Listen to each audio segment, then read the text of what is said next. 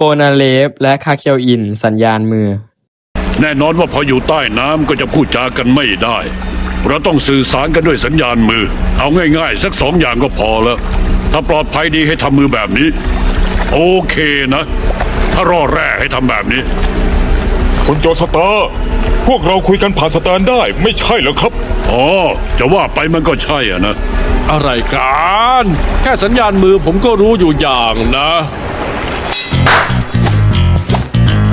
แปลว่าเห็นกกนชัดแจ๋ว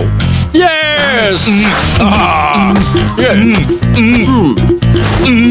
พวกแกจะตายคาเรือลำน้ำกันอยู่แล้วยังอุตส่าห์แวะมาเล่นมุกลามกอีก